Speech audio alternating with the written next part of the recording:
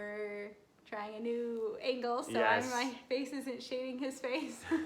And so his massive shoulder isn't blocking me. We are kind of close, so we might. Yeah, so we'll do our best. I'll try not to get too distracted.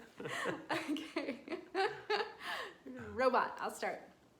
Before we go further, this could come across as our poor hero becoming like a machine instead of a human. Nothing could be further from the truth. There's a reason I said superhuman.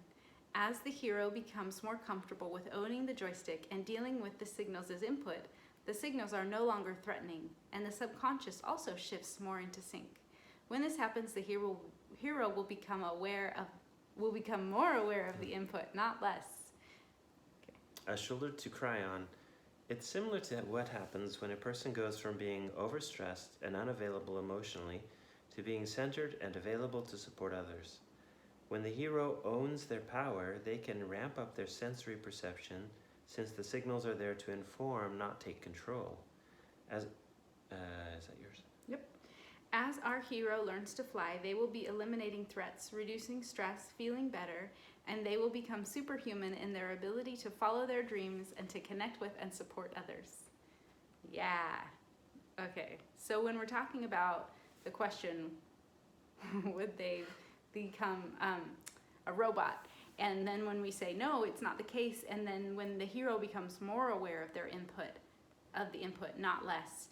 So when we're talking about neutral signals and being aware of the signals and how we will be able to have more control over which ones we focus on, which ones we're aware of.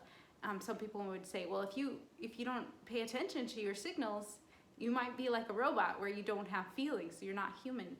But you actually get more aware, because if you get to choose which signals to focus on, you can actually get hypersensitive and really aware of the signals and figure out what they mean and how to interpret them.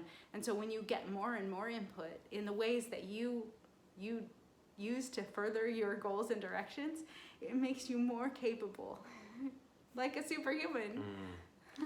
It's also like the joystick, where the concern can be, I'll just use ice cream because I love ice cream. So if I felt like ice cream made me happy, and then I feel like if I change my lens so that I don't blame the ice cream for making me happy anymore, it can feel like, oh no, that means I'm not going to get so much joy out of ice cream anymore. But instead what happens is I have the joy, and I can still apply that to ice cream. Like, in other words, I can still have just as much fun eating ice cream, I just don't blame the ice cream anymore. The locus of the control has moved from my bowl of ice cream to me, and I can still have just as much ice cream as I choose to have in my life. And what you were just describing again, like the idea that, it sounds like we're controlling our emotions, we're turning down signals, it sounds very robotic. Yeah, non-human. Yeah. But it's the complete opposite. And especially in this next section when we talk about being emotionally available to others. Did we read? Yeah, with the shoulder to cry on. So that's ours. Yeah. So then talking about, it's similar to what happens when a person goes from being overstressed and unavailable emotionally to being centered and available to support others. I want to talk a ton about this. Okay. Let's wait. Okay. Yeah, but just suffice it to say that whatever you think might happen with this, when you start to experience it, you will feel and understand why it's the exact opposite of being robotic. Yes. There you go. Yeah. Yeah. Cool.